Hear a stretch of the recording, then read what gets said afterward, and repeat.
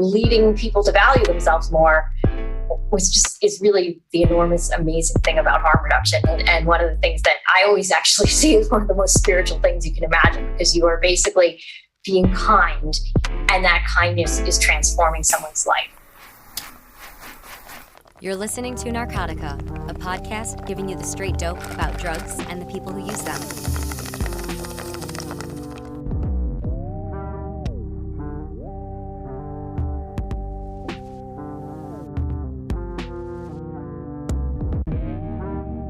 Welcome back to another episode of Narcotica. I'm Zach Siegel, your friendly drug journalist and co-host. I hope everyone out there has been enjoying summer, getting outside, being with friends, and of course, staying safe. I can't speak for everywhere, but I can tell you that Chicago is back on the map. People are very much out and about. I feel like we've all made it out of a long and dark tunnel. But to immediately burst that rosy bubble, there's some very grim news that I think listeners of the show ought to know before we get today's episode rolling. The CDC recently released more 2020 overdose mortality data, and man, we are truly living through a disaster. Drug overdose deaths rose nearly 30% in 2020 to a record high of 93,000 deaths. Deaths rose in every state but two, South Dakota and New Hampshire.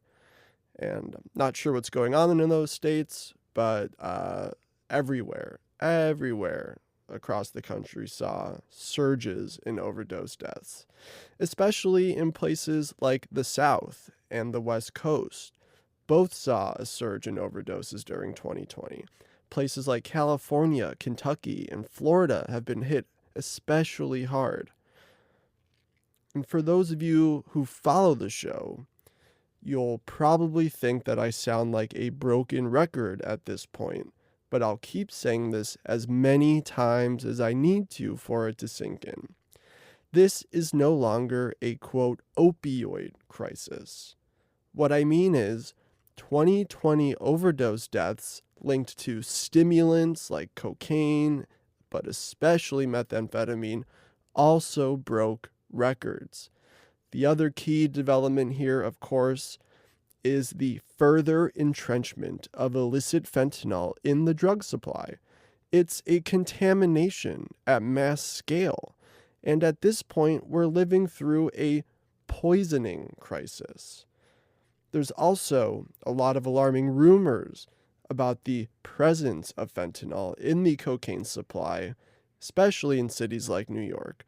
But because the drug supply is so unregulated, it's hard to tell what's really going on there.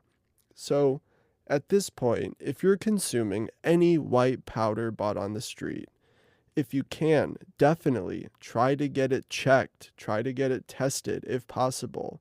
And of course, please carry naloxone. In the show notes, we'll link to places where you can access both fentanyl testing strips and get naloxone. If you're listening to this show and you are indeed using, it's also critical that you don't use alone, which I know is easier said than done, because sadly, a lot of people feel the need to hide their drug use and keep it a secret. That's because of stigma and criminalization, because our society so harshly judges people who use certain drugs. So if you have no choice but to use alone, there is a hotline you can call called Never Use Alone, 1-800-484-3731. I've talked to some of the people who run the hotline, and they're truly amazing, and they're doing God's work, if you believe in that sort of thing. I wrote about the Never Use Alone hotline in the New Republic a while back, but the way it works is this. So you call the hotline, you give them your location, then you go about your business, and they sit on the line with you and chat, and if suddenly you go silent after using, and you're no longer responding, the hotline will dispatch emergency services or an ambulance to your location. The Never Use Alone hotline is totally free and ran by volunteers, many of whom are drug users themselves and have actually made use of the service, and they just simply want to help others. That's really the beauty of the harm reduction community. People doing the thankless work of helping people who use drugs stay alive, survive, and live their lives because they know it's the right thing to do. So, one more time, 1-800-484-3731. And I think that brings us to the topic of today's very exciting episode with a very special guest who probably needs no introduction, but I'm doing one anyway because it's our podcast and I'm doing the intro.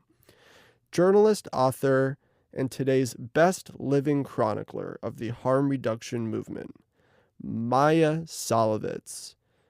She has a brand new book out this month, July 27th, called Undoing Drugs, the Untold Story of Harm Reduction and the Future of Addiction.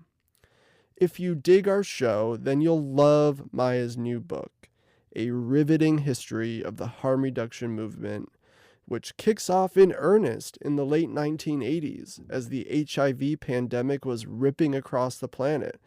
And primarily, for a while there, HIV was affecting injection drug users who didn't know that sharing syringes and ejection equipment could spread the virus. So Maia traces the origin of the harm reduction movement to places like the Netherlands and cities in England like Liverpool. These were the early adopters, the Dutch and the British.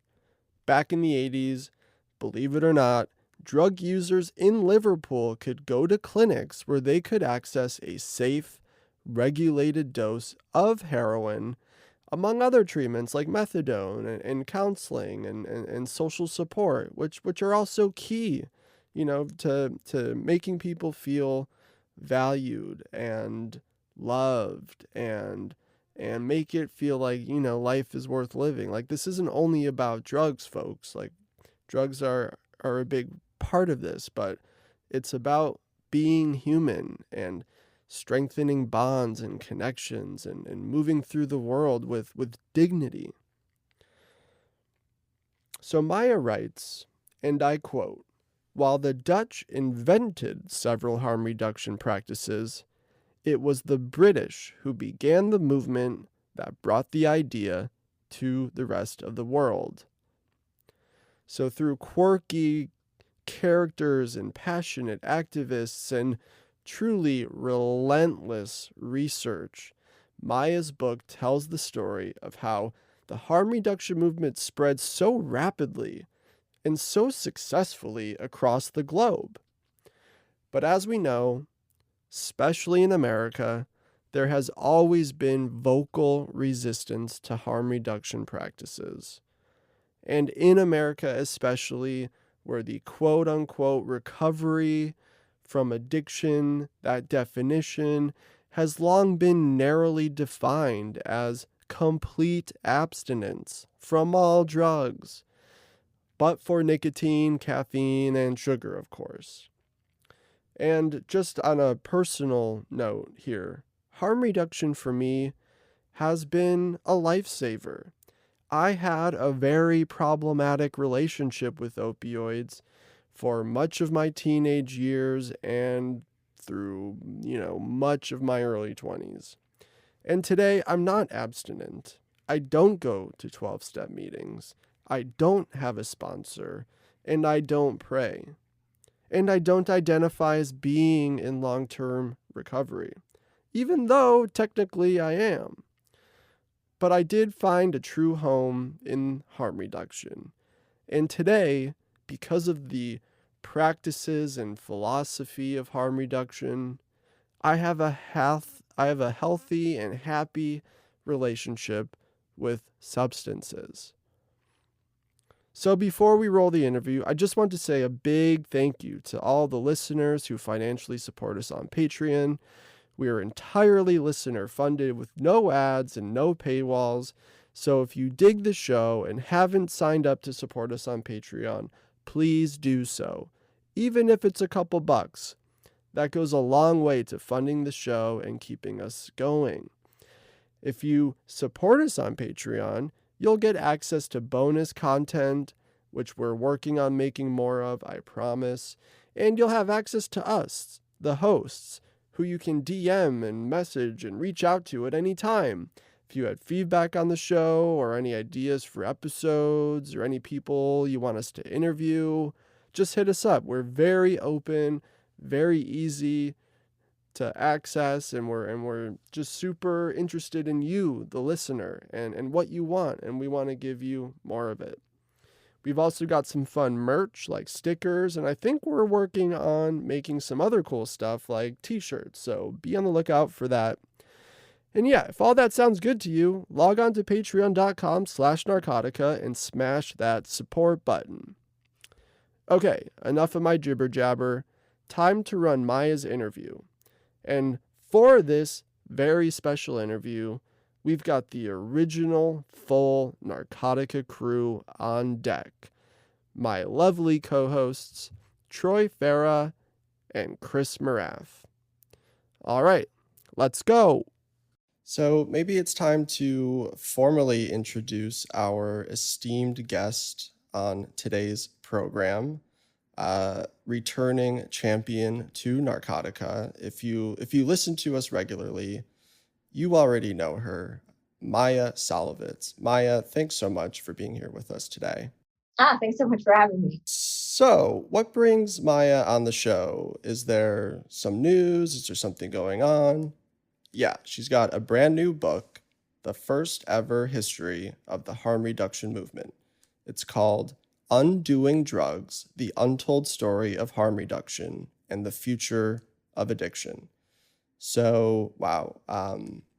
Yeah, I mean, I think like we were just saying moments ago, like it's just remarkable how this project has never been taken on before. That there, obviously you can talk about it in your own words, and I'm sure there's a ton of caveats about how this is not the complete history or the only history. This is a version of history of this movement. But the fact that here we are in 2021 and it's just never been done before. And so I think maybe just to kind of get into the topic, can you talk about like why knowing this history now is so important, and what made you want to venture on to do this probably mind-numbingly difficult project? Sure. So harm reduction has had amazing success as a movement over time. If you look at where we were in the 80s when it was first introduced, when we were facing HIV pandemic and hundreds of thousands of people who injected drugs were dying from AIDS, and a brave group of people went out there, created an idea that is useful far beyond drugs, and said, these are lives worth saving. And for the first time ever, there were people who were actually trying to help people who inject drugs, not just trying to change them. The idea was really, this is killing us. What can we do? Let's try something.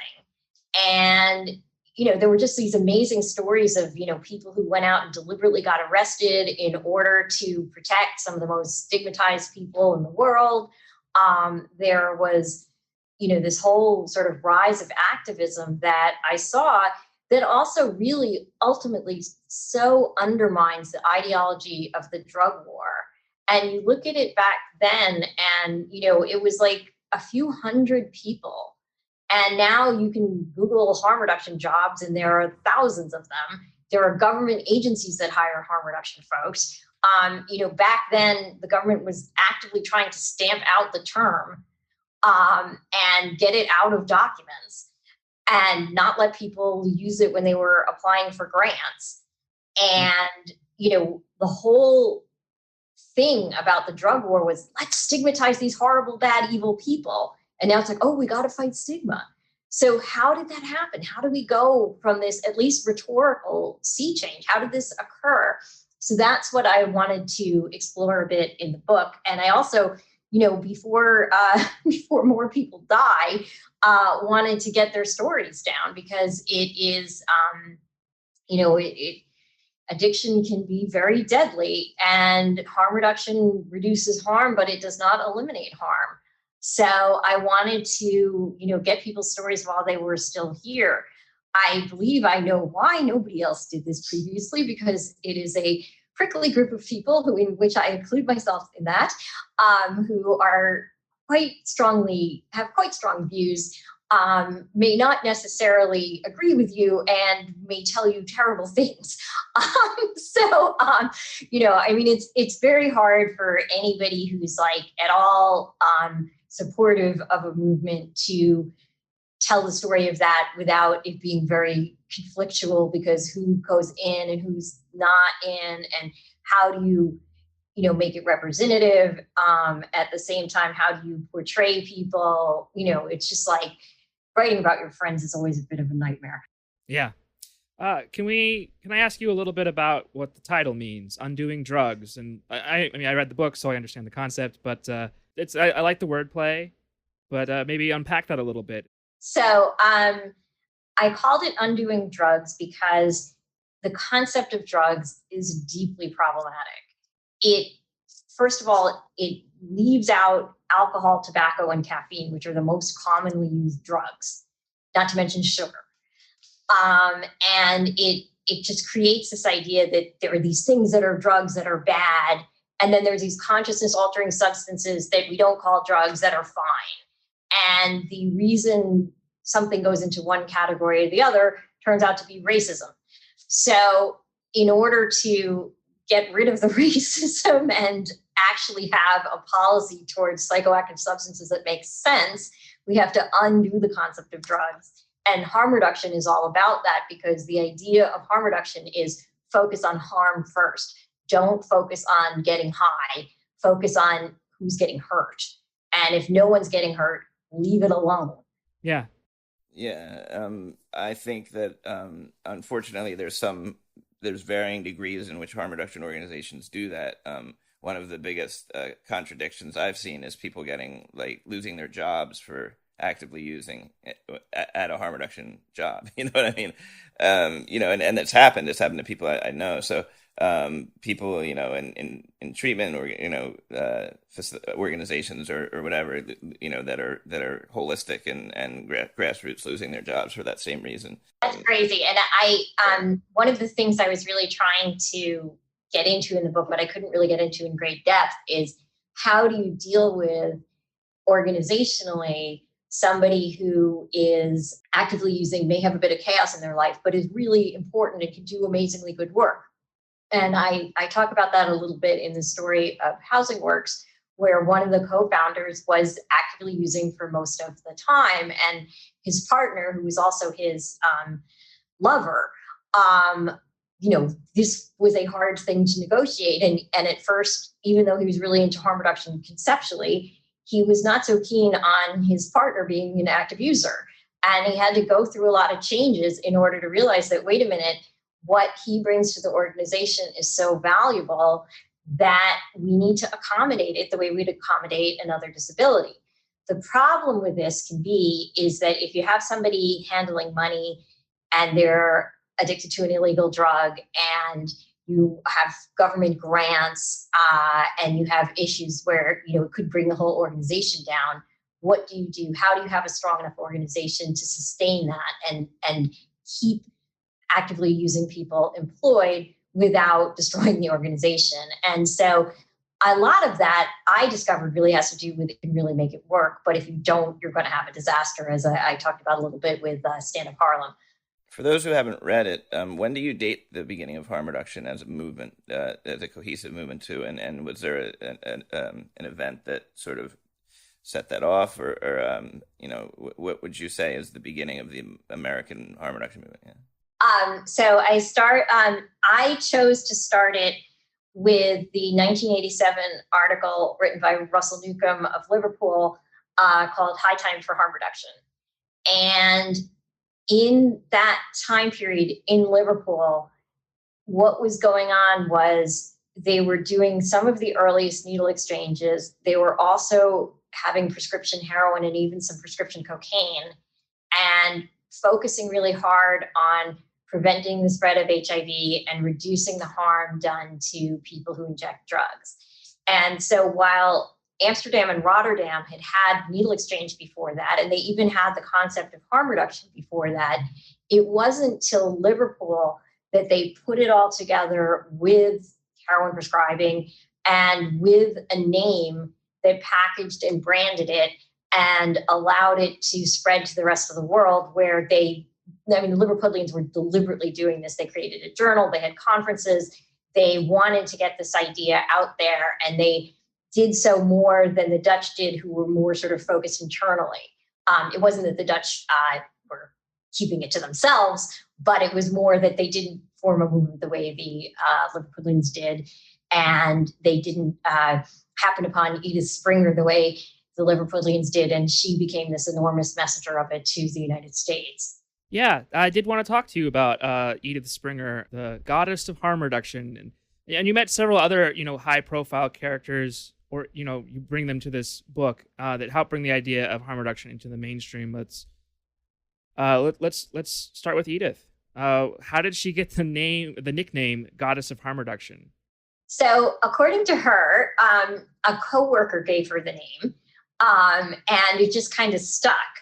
I mean, the thing about it is, when you start researching the history of harm reduction, virtually everybody who's anybody in the field says, I was inspired directly by Edith or by somebody who was inspired by Edith. So she trained thousands of people and she mentored many, many people.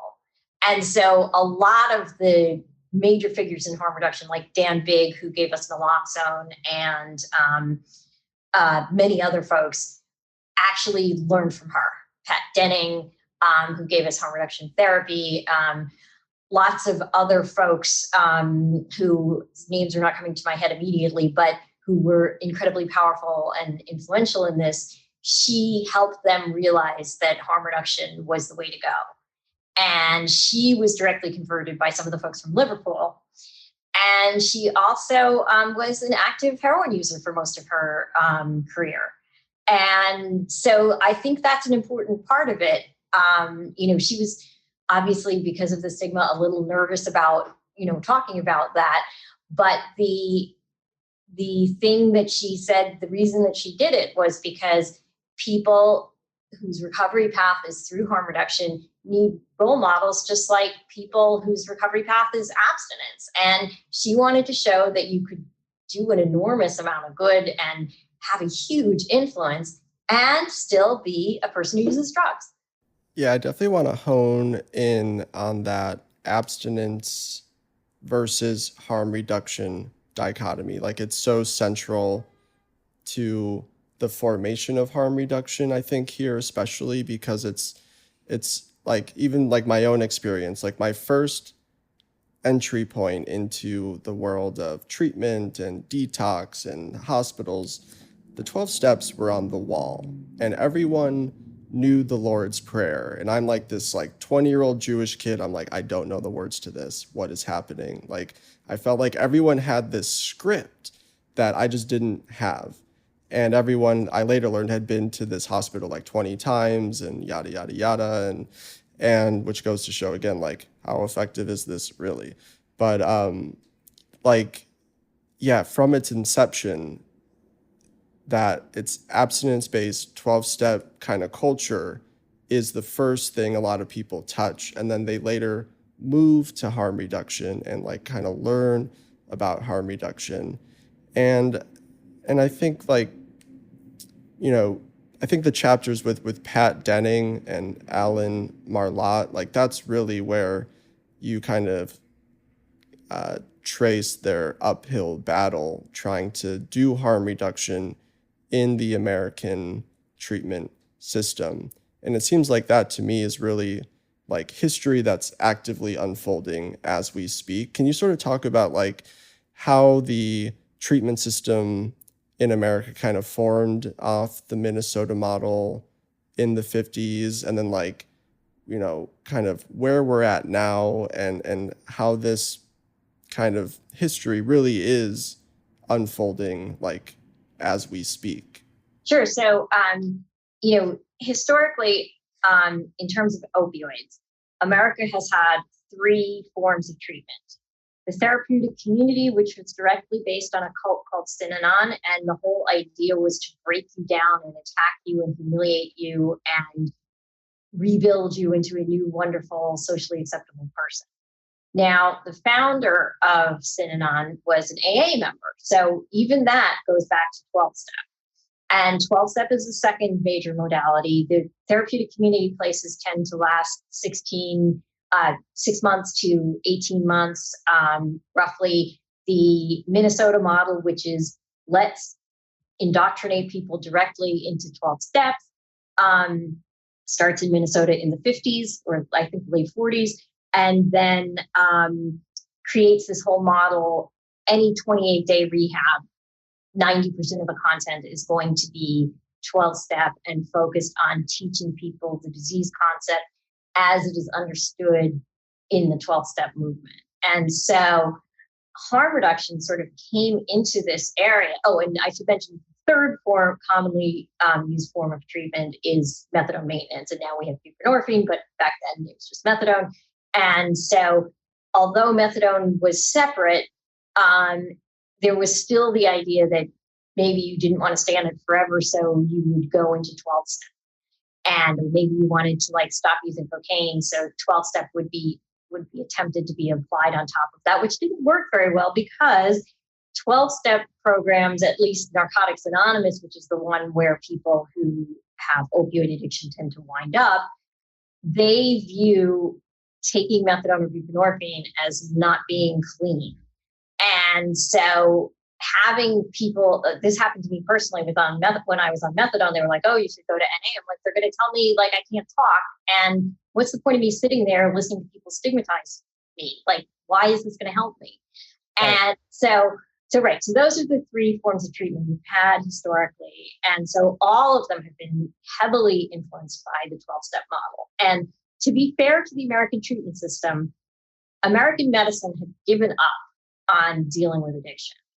And so all of these amateurs, people with addiction themselves, came in and said, okay, we're going to do this. And they didn't really have a scientific tradition. They just said, this worked for me, so therefore this is going to work. And so they created these things. And since there wasn't anything else, they became very popular. And then when medicine sort of saw that they could make money from this, suddenly you had the Minnesota model, which, although the 12-step program explicitly says that you are not supposed to make money from 12-stepping people and converting people into the 12 steps, that's exactly what these programs do. And so you have this system that is really run by amateurs, many of whom have absolutely the best intentions. And I'm not saying that, it's all terrible or whatever. It's just that it's not healthcare. And we have had these two extremely harmful modalities. The therapeutic community modality actually gives a lot of people PTSD. The 12-step Minnesota model has the problem of saying that the 12 steps are the only way to recover and the only alternative is jails, institutions, and death. So basically they tell you, if this doesn't work for you, it's your fault and goodbye. So that is really not fair to the majority of people for whom it does not work. No, it's astounding that after all this time, we still have doctors, purporting to be evidence-based and science-based, prescribing faith as a mandatory treatment for any disease. And the courts will monitor how many meetings you went to in a week, and if you don't attend 3 meetings, it's like, oh, you'll get dinged for that. And to me, every court that's ever decided the issue of whether it's constitutional to force people into 12-step has decided that it is not constitutional, which is why we've never had a Supreme Court case on this, because it goes to the appeals level and fails. But the fact is that people's First Amendment rights are violated every single day by forced 12-step. And I am here going to give my caveat about 12-step, which is if it works for you, fabulous. It's wonderful self-help. People can benefit from group support and from feeling better about themselves by working a moral process. I think that every human being could benefit from that. My problem is when you single out people with addiction for a moral cure and every other condition doesn't have one, you are not saying addiction is a disease. You are saying that it is a moral issue or a spiritual issue. And so while I absolutely think people should be referred to see if it works for them, and because it's a free 24/7 avenue of getting support, I don't think we should pay for another minute of it. So how did people like Denning and Marlatt try to persuade their peers to kind of change the paradigm? Like they had to, of course, meet people where they're at, and where they're at was probably pretty hostile place. Yes. So Alan Marlatt, I really miss him, but he just kept going. But Alan Marlatt realized that the 12-step thing didn't work for a lot of people, and his own research showed that the idea of the first drink getting you drunk is actually a matter of expectations. It's not the alcohol that does that, which blew a lot of people's mind. His own research also showed, and research of some of his colleagues, that controlled drinking actually does work for some people, and that the people who'd attacked controlled drinking had done so in a very dishonest way that did not really, was not very sciencey. So anyway, like he just kept working. And the first thing he really brought out was this idea of relapse prevention. And so it focused on, what do you do if you slip, and how do you recover from that? But that basically is harm reduction, because you're still actively using at that point. And so he was able to get this idea into this very abstinence-based system, in part via somebody who did a horrible job translating it. But Marlatt's own work in the area was really important in teaching people that, like, yes, these are skills you can learn. It's not about you're like failing to follow orders. It's about, if you order me to play the piano and I can't play the piano, that's not going to make me any better. So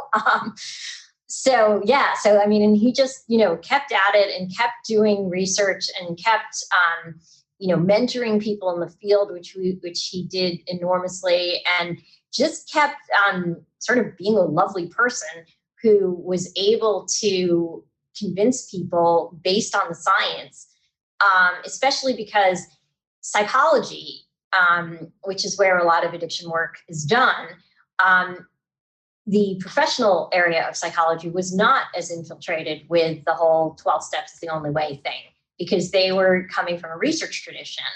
And so he was able to get, independent psychologists and psychologists even working in rehabs and others to get that this was a good behavioral way of working with people. And Pat Denning did similar stuff. She created, she along with Jeannie Little and on the East Coast, Andrew Tatarsky, the idea of harm reduction therapy.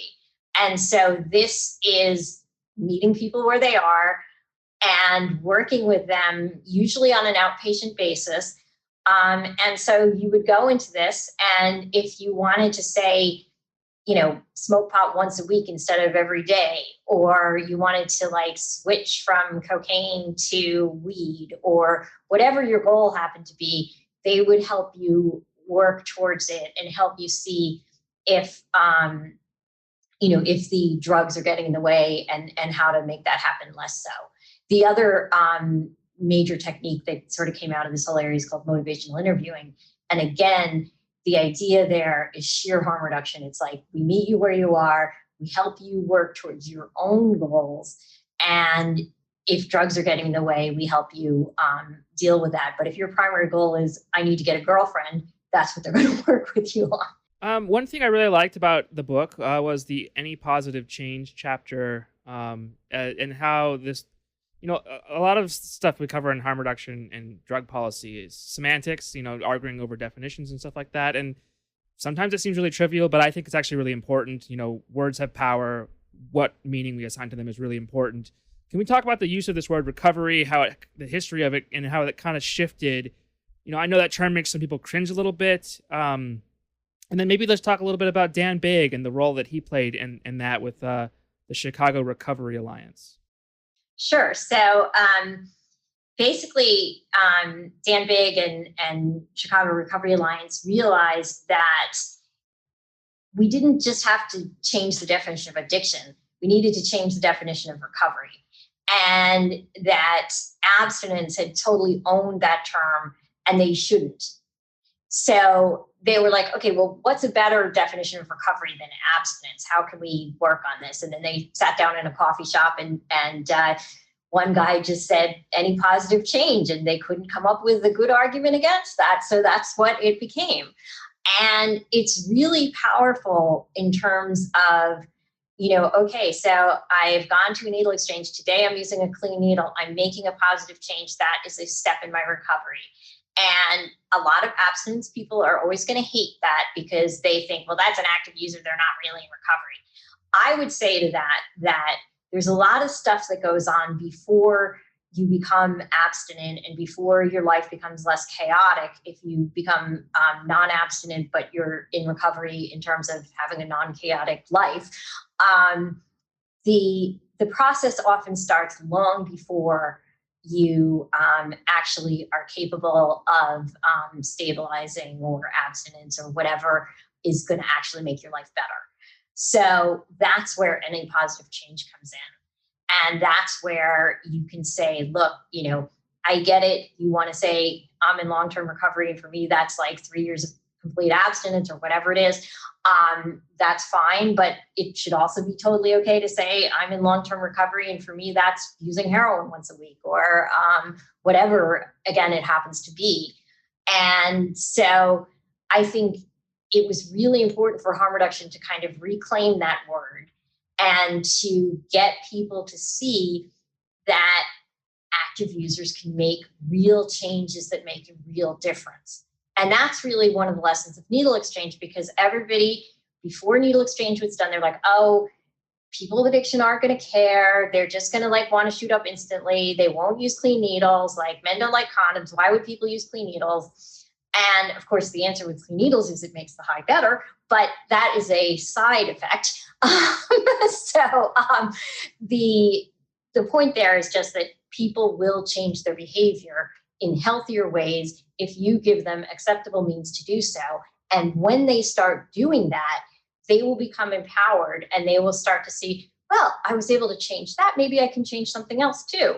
And well, these people think I'm worthy of living, even if I am still using.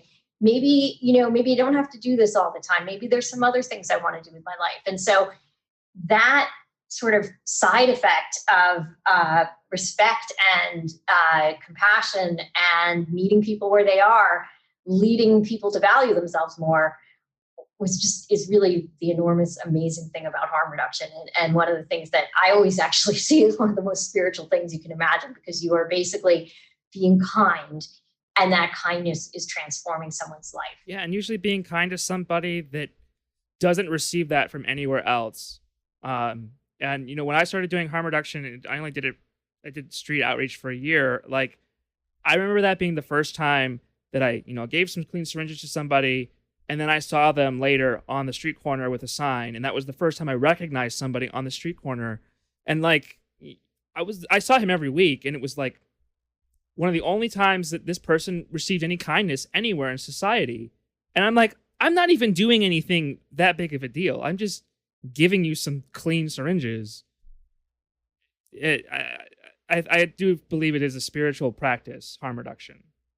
Yeah, I think so many programs put, attach strings or use coercion or have all these ultimatums, and And like I've just seen in so many ways how approaching people, especially who use drugs, but just people in general, if you're approaching them without judgments and assumptions about who they are and what their value is, like you just get so much more out of human relationships that way. Just like I think harm reduction, like you're saying, as the spiritual practice, it's like I'm not like a spiritual guy. Like I don't really think about things that in that way, but like it really is so powerful. And at all the harm reduction conferences I've been to and watching this movement of harm reductionists kind of convene and watch them organize and watch them work, like it really is just some of the most like powerful scenes and really truly kind people like I've ever encountered. And yes, like we're also like there's prickly people, there's all this argumentativeness, there's a lot of kind of biting criticism, but like, do you spend time criticizing something you don't care about? It's like all that comes from a really truly genuine place of like wanting the world to be a better place and wanting to help people. So of course you're gonna like come in hot and like have strong feelings and opinions, but it is just really such a beautiful scene. And I was just blown away how like I've never seen this all laid out in a book in one place. So it was really just a treat to read this, and also a treat for me to actually know that like I've met some of these people. Like I knew Dan Big, like I mean, he was just an amazing person. And even in the later chapters, like Denise Cullen, like all those activist moms who turned into like some of the most fierce advocates of harm reduction I've ever seen. Like these are like middle-aged white suburban women for the most part who are just like, like going off on Facebook threads and like knocking out all this misinformation. And it's just, all these people are just truly remarkable. So I totally understand why you'd want to, pursue this the way you did, because it is really such a special scene. And just like it's amazing to have this book get out in the world. So thank you for doing it.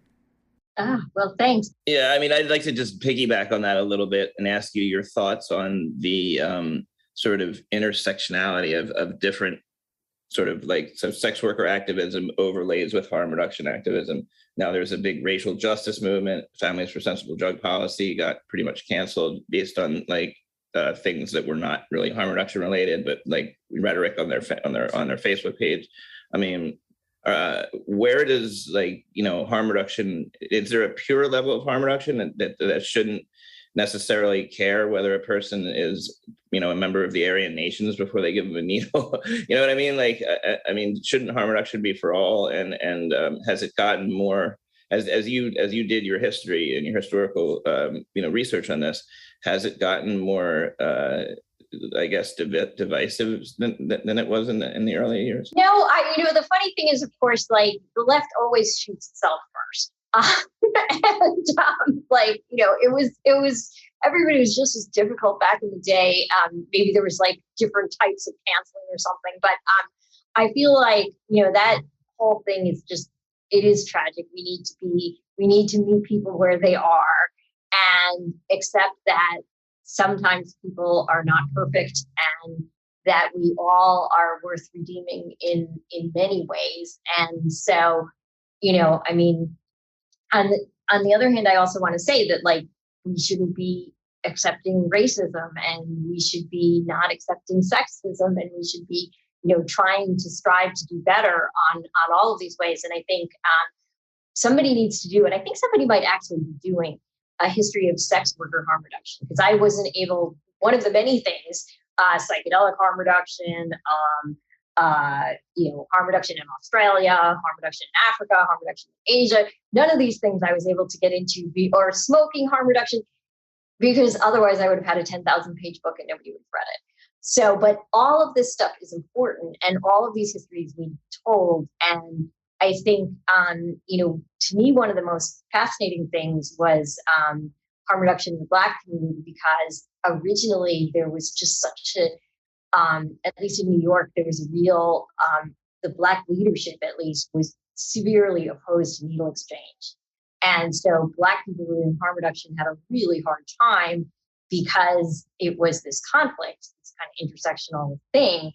And so to see, how people came through that, and to see how, like, a book like Michelle Alexander's The New Jim Crow could get people to recognize that this isn't drug policy, this is racism. Like, these drug laws aren't protecting Black people or with addiction. These are harming Black people with addiction and the Black community in general. So how, so the sort of realization that was not about drugs and it was about enforcing racism really helped unify the harm reduction movement, because as more Black leadership saw that the policy that they had previously supported was actually not doing what it was supposed to do, people came together in a way that was kind of amazing. And it was just so cool to see the movement for Black lives embracing harm reduction and recognizing, for example, that the way historically the police have gotten away with killing people like George Floyd is by saying, oh, they're a drug user, they don't matter. And like, oh, he died under the cop's knee because like he just happened to overdose at that moment. It's like, but it's really good to see people like recognizing that that's what the drug laws are used for, not to help people. So what you were just talking about, I did want to ask you, what else needs to be told? You're just one person. There's other places where people should pick up off of. I think you gave a lot of really good suggestions. So I think, undoing drugs is a little US centric. That's not really your fault. It's just where you can find the most information. No, right. Exactly. I mean, like, the thing is that there was no way to tell this story globally at this point because the local stories hadn't been told. And so I deliberately made it US centric because I needed to narrow it down. And right. I deliberately, I couldn't avoid Vancouver, I couldn't avoid the Netherlands, and I couldn't avoid Liverpool because those were really essential to the story. I really apologize to the Australians who did some really cool user activism early on, but it was just like, if I could have gotten money to go to Australia, I might have been able to do that, but I couldn't. And right, I mean, it was just like, I interviewed 200 people. I don't know how many books and articles and random pieces of activist paper I read. The organizational challenge of this was just crazy. Yeah, I do not envy you. So that people can follow up without having to start from scratch like I did. One of the things that kind of did shock me is just that, in academia, it's really hard to do a first history of anything anymore. Like, there's just, we're in the 21st century, like, lots of stuff has been done. I have done 2, my history of the troubled teen industry and this one, 2 original histories that academics should have done, but I had to do. So I think that is odd, but I hope that this area doesn't continue to be like underrepresented in that way. And I hope also that like all of the, more narrow versions that are even more suited to academia actually can be done. I know there's somebody who's potentially working on history of Black harm reduction, which I really look forward to. I think there's somebody working on Hispanic harm reduction. There's so many, but there's so many different intersectional areas there. And there's also, people are using harm reduction in the environment now. People are trying to use harm reduction for COVID. It is being used for, diet and exercise and all kinds of anorexia, all kinds of different places where it's really useful to have an idea of something that isn't absolutist, that can just say, okay, we know people don't change instantly. We know that people are going to engage in risky activity. How do we mitigate the risk instead of just saying no? I wonder if that challenge has anything to do with the sort of strategic way you laid out the book. But it's very person-centric. You kind of follow specific people in chapters. Was that an organizational strategy that sort of you found worked better than trying to do like a historical narrative, like in timeline? Yeah, I mean, the problem was that everything happened at once and it happened in different places. So that was really annoying. And that meant that chronology alone couldn't work. I originally sort of tried to do like, okay, I'm going to go to this city, I'm going to go to that city, and it's going to be sort of city focused. And it kind of still has some of that. But I think what everybody tells me, and I believe to be true, is that individual stories are the most powerful. And even though this means that there's 20 people I was leaving out for every one I was able to like put in order to get the reader to understand the ideas and to really connect with them, I needed to give them more space to connect with fewer people. And earlier drafts, like a friend of mine who helps me edit was just like, too many names, you've got to get rid of these people, you got to put them in the footnotes. I'm like, but no, they're going to be upset about being a footnote. But anyway, that had to happen. And like I feel, I obviously feel like I wish I could have included more people, but I just hope that this is a good introduction. And I put right at the beginning, like, this is an introduction. This is the first one. Like, this is not the only, it is not complete. It is just like, here's an intro.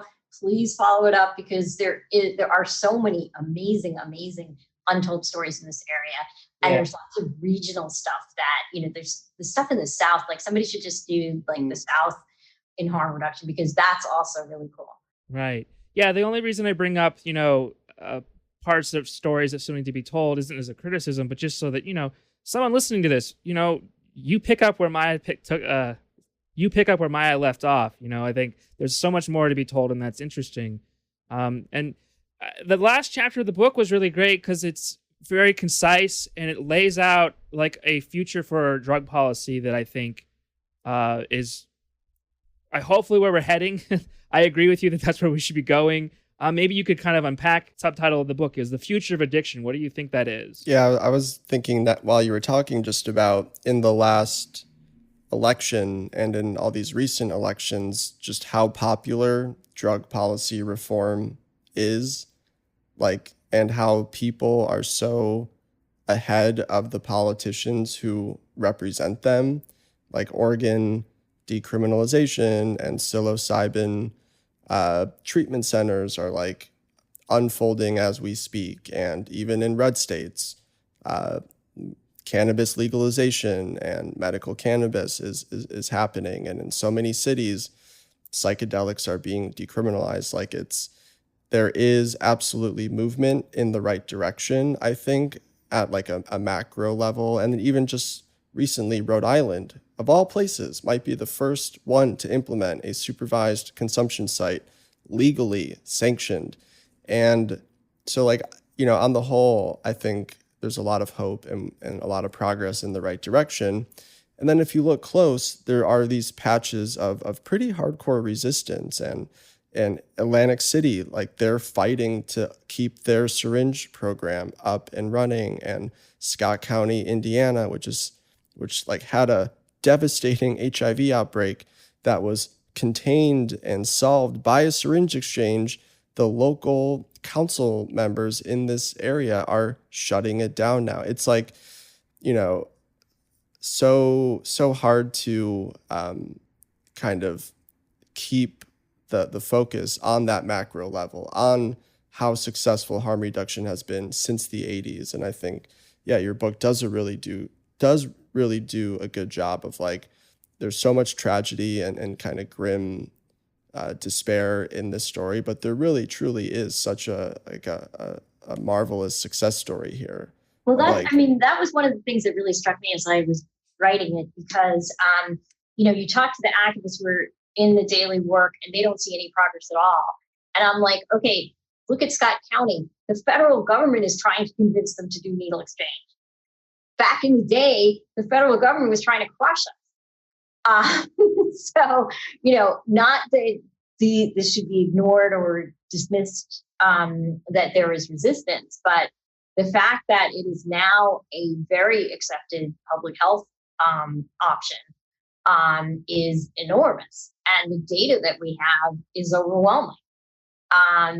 So yeah, but it's still, and I mean, I think one of the things that we really have to look out for, this fentanyl thing is killing so many people, and it is so much harder to deal with than just straight up heroin because it kills so much more quickly. And it's traumatizing people who are doing the work, and in some instances re-traumatizing them because they have been here as long as I have, and so they saw the whole AIDS thing. So it's, that's important, and we need to help people who are doing this not burn out and take care of themselves and all of that kind of thing. I'm hoping that the big influx of money that's going to come from the opioid settlements, which are costing an enormous amount in terms of suffering among pain patients, I'm hoping that money will help harm reduction grow and take care of itself rather than become a giant mess because people are going to go chasing the money. The Biden administration has sort of put lip service to this idea of integrating harm reduction into its drug policy nationally. I mean, how likely do you think it is that we'll see robust harm reduction of the kind that's really needed, or are we going to just sort of get harm reduction light and make everybody feel kind of like they're doing something right? Yeah, I mean, that remains to be seen. I certainly think that the organizations on the ground know what to do. They're not always able to do it.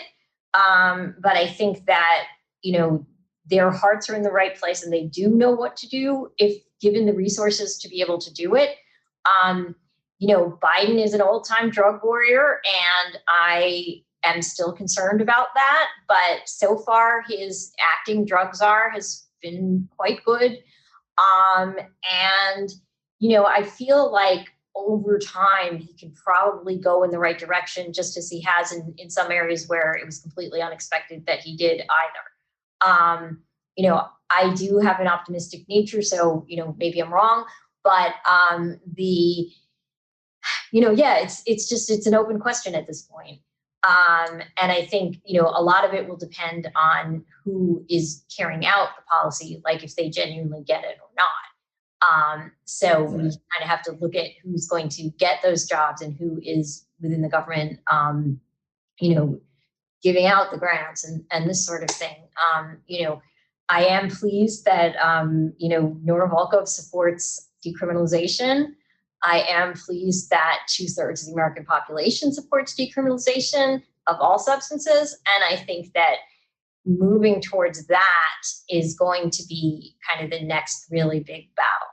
My one theory with Biden is that somebody in harm reduction needs to do incredible detailing with Hunter Biden, his son. If you're listening, just link up with harm reductionists, get with the program and start talking to your dad. That's what needs to happen. No, I agree. And what's interesting is if you read his book, he does not focus on 12-step.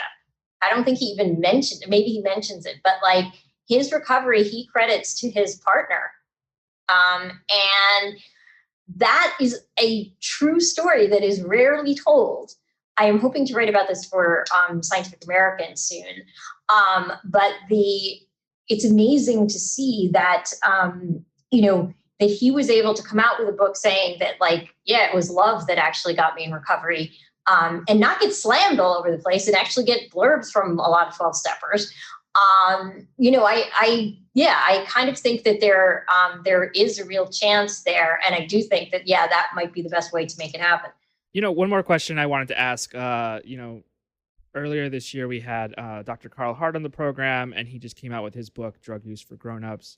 And he kind of pushed back against the term harm reduction, saying it's not really a great public relations term since it connects drugs with harm rather than joy and pleasure.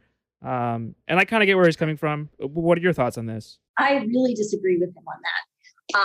I think that, let's put him in front of a parent who's going to say, what about the children, to, well, we should associate drugs with pleasure. That is so not a winning political argument. The reason that harm reduction has had the success that it has is that it says, let's not focus on pleasure. Let's focus on, we don't want the government focusing on pleasure. We don't want the government regulating our pleasure. We want the government to only put its fingers in when we are talking about harm. And to me, that seems much more sensible because our current policy has been focused on, let's stop people from getting high. And harm reduction says, we don't care if you're high. We care if you're hurting yourself or someone else. And so as someone who has watched this movement evolve, I understand why people want to focus more on pleasure. And I get that most people who use drugs are not addicted. But we don't care about those people in terms of policy. The people we care about in terms of policy are the ones who are getting hurt. Now, some people who are not addicted get hurt also. But my point is just that harm is a place that policy should be intervening in. Pleasure is not. Okay, but he sort of says that, maybe we should call harm reduction common sense or something. Like, we don't call brushing our teeth harm reduction. Right, but you're not going to, like, if you just call it common sense, how are you going to explain it to people? Like, let's have common sense drug policy. Okay, there's an organization that has that name, but what does it mean? Harm reduction tells you explicitly what it's doing. And so, the fact that he can dismiss an entire movement that has this name, I just don't agree with him on that. I agree with him on many things, and I worked with him on his earlier book. But I think that, early in the drug policy movement in the 80s, there was a whole push to try to it's your human right to use drugs. How did that go over? That did not go over very well at all, because it's it's my human right not to have my kid killed. And they believed that prohibition was protecting their kids. Harm reduction, on the other hand, says we want to fight harm. We don't want to fight a substance, And so I think that while within the drug policy reform community, focusing more on pleasure and getting people to sort of look at that as a research area is fine. It's important. It should be done. But if you want to convince politicians and parents, I really don't think pleasure is the way to go. Yeah. Americans are pretty prudish. We don't like to talk about our pleasures out in the public realm.